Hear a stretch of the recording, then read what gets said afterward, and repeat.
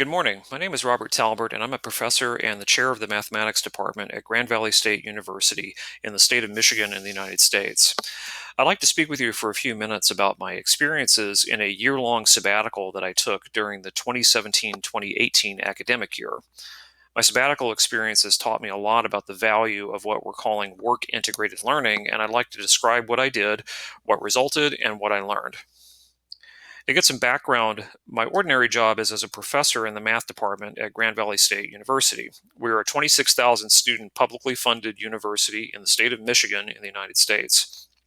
And in my regular job, I teach math classes at different levels. I serve the department and university in various ways, and I conduct research. And although I'm trained as a mathematician and I have a PhD in pure mathematics, my research for the last several years has been in undergraduate mathematics education, particularly studying how students experience active learning and flipped classroom environments. When I was looking around for a sabbatical opportunity, I really wanted to take a full year to just immerse myself in doing more research on active learning. And in the course of my regular work, prior to looking for a sabbatical, I developed a good relationship with Steelcase. Steelcase is a company that's best known for manufacturing high-end business furniture. But most people don't know that Steelcase also has a very active and robust education division where it focuses on architectural design solutions and furniture for schools. And in the process of doing this work, they have a considerable amount of very high quality education research focusing on active learning.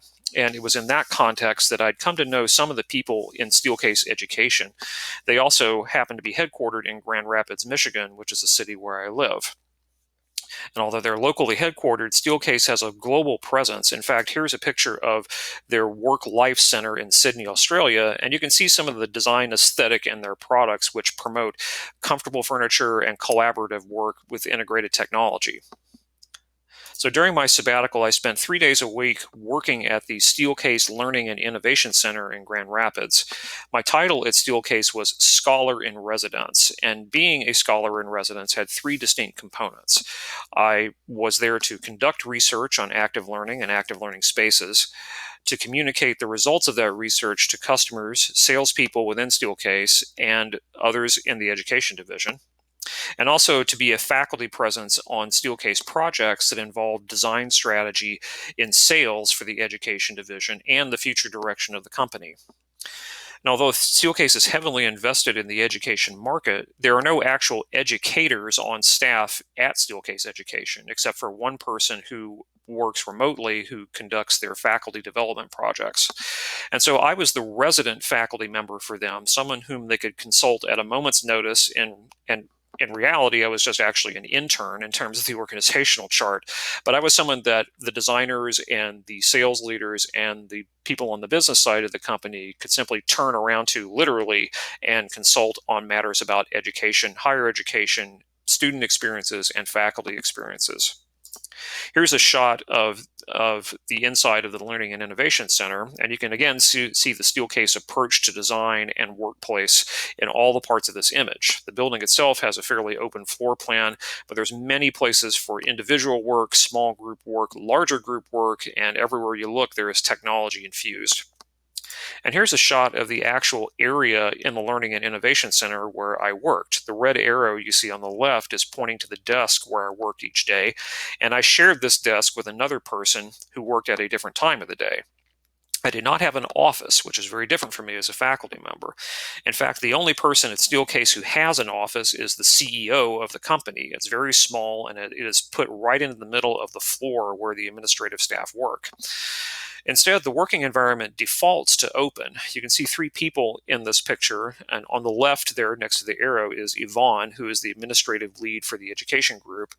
And on the right there you see Leah and Cindy, who are both designers. Immediately in front of my desk would be Kelly, who is a sales leader and a product manager. She's not there in the picture. And immediately to my left, also not visible, is Craig, who is the director of community engagement. And directly behind me, that you can't see, would be Sean Corcoran, who for a while was the manager of Steelcase Education and one of the direct reports to the CEO. Later on, he was replaced by Madeline Hankins when Sean moved to a different portion of the company. And I say all this because one of the first things I learned on sabbatical is how to get work done in a highly collaborative environment with a highly diverse group of people around me. I was the only educator, certainly the only mathematician in the building, and I worked and was intimately involved with on every day people who were completely unlike myself.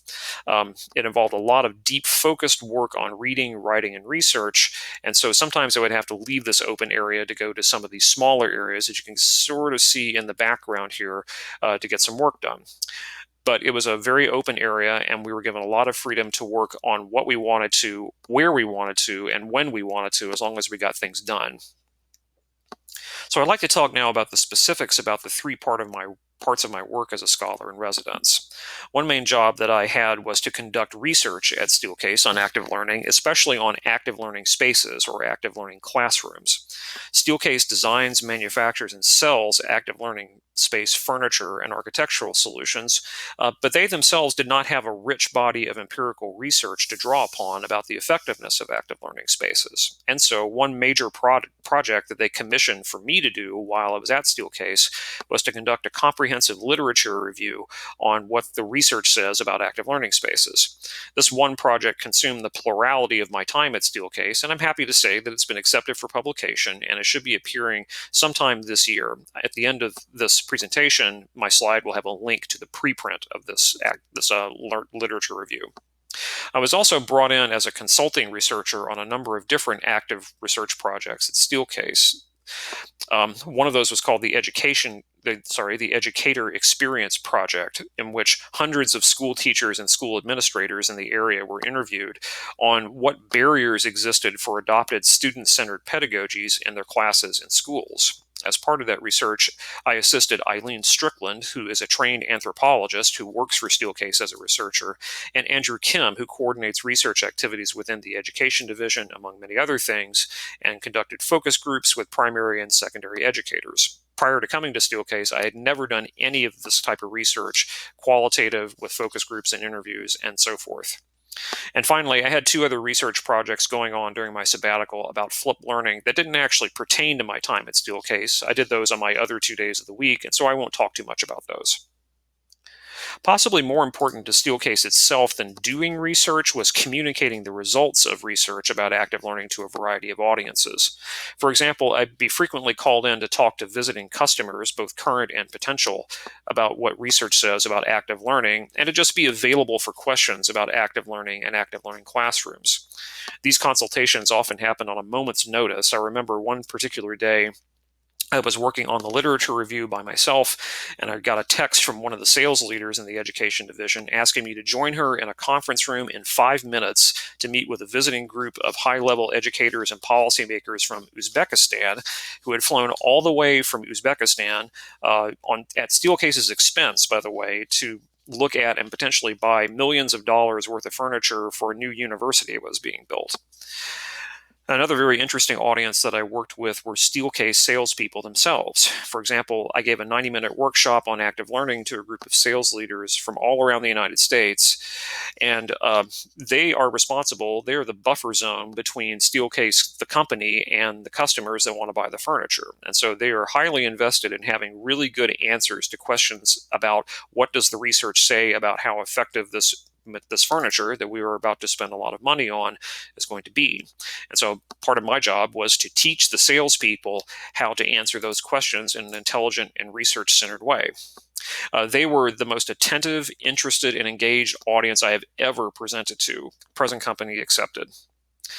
I also gave talks on professional development to other Steelcase education people along similar lines, and I also represented Steelcase by giving talks and workshops to non-Steelcase audiences as under the title of Steelcase's Scholar in Residence. For example, I was flown out to Los Angeles one weekend to a mixed group of educators and furniture retailers, an interesting combination, to talk about flipped learning and active learning at Steelcase's Los Angeles headquarters. So in addition to doing and communicating this research, I was also just the faculty person on call for all of Steelcase education. I mentioned that although Steelcase is heavily invested in education, there were no actual educators on the full-time staff present in Grand Rapids at the headquarters. So I was often pulled in as a faculty voice on a number of very different Steelcase projects. One of those was a project aimed at re-envisioning faculty office space to see how I worked with two designers to interview and observe faculty in their offices to see how those offices were actually being used, sort of anthropological research, and then use the elements of design thinking and to develop a portfolio of designs for faculty offices aimed at making students more welcome and more able to learn in those spaces. I was also involved in one of these signature Steelcase programs called the Active Learning Center Grant Program. Each year, Steelcase gives an award of 16 grants of up to $66,000 to schools and universities across North America to remodel a classroom to become a Steelcase Active Learning classroom and then conduct research on the results. Steelcase typically receives in excess of 1,500 to 2,000 applications per year to just award 16 grants.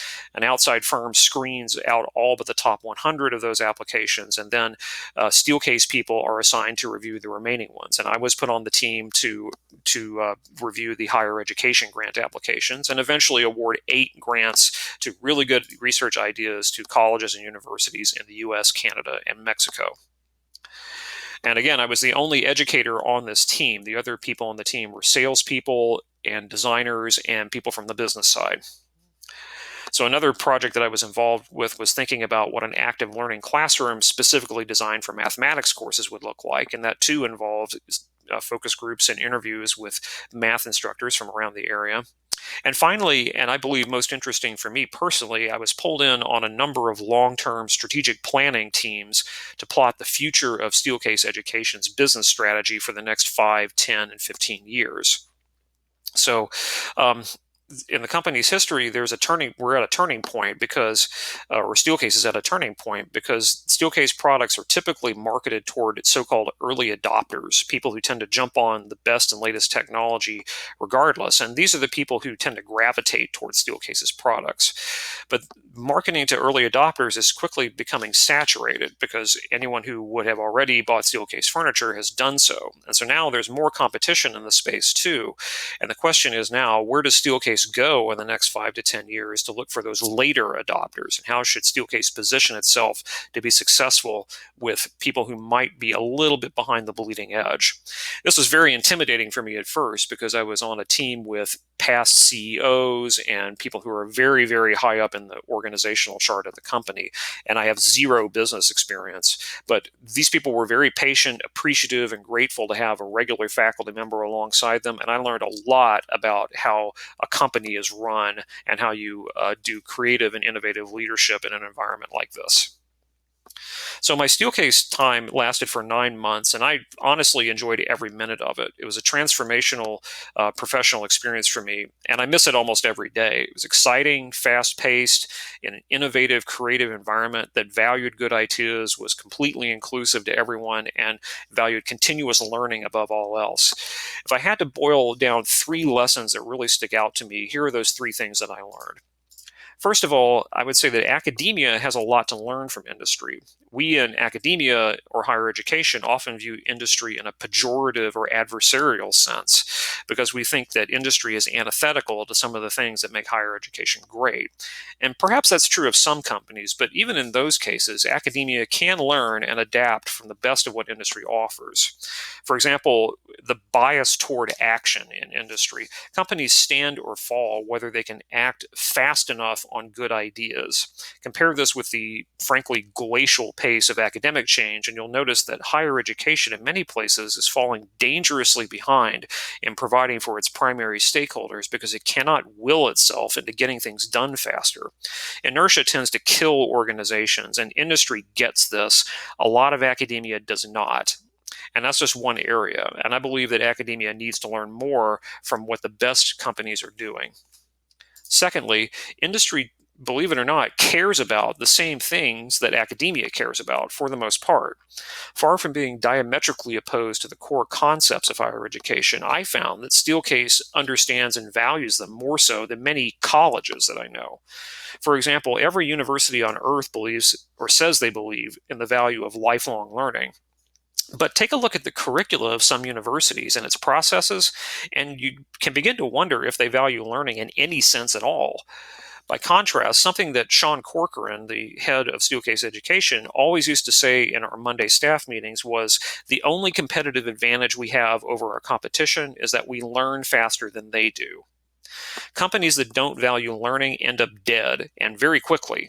Steelcase gets this, and they also really understand the value of active learning and its effects on student success. Otherwise, they wouldn't be pouring resources into designing and manufacturing products to support it. And it makes me wonder, do our universities value it as much? And then, thirdly, in the end, I learned that what unites the core business of both education and industry is people and learning. I already mentioned the value of learning to companies. The way those companies treat people, too, is what makes them successful. At Steelcase, for example, and this is true of many successful companies, I was valued and accepted for who I was from the very beginning. And it was just a pleasure to drive in those 3 days of the week and get into the business and do my thing. Successful universities are like this too. In fact, I would say, to paraphrase Tolstoy, all happy companies and all happy colleges are alike, while unhappy companies and unhappy colleges are all unhappy in their own ways. How we in higher ed treat people, our students, our faculty, our staff members, is going to define our legacy and our success, not our curricula or our endowments or anything else. It's about people and how they learn. So I want to thank you for your attention. I apologize for not being able to be with you at the scheduled time, but please feel free to connect with me by email, by social media, or by visiting my website. And then finally, here is the link to the preprint of the Active Learning Classroom Literature Review that I mentioned. Thank you again.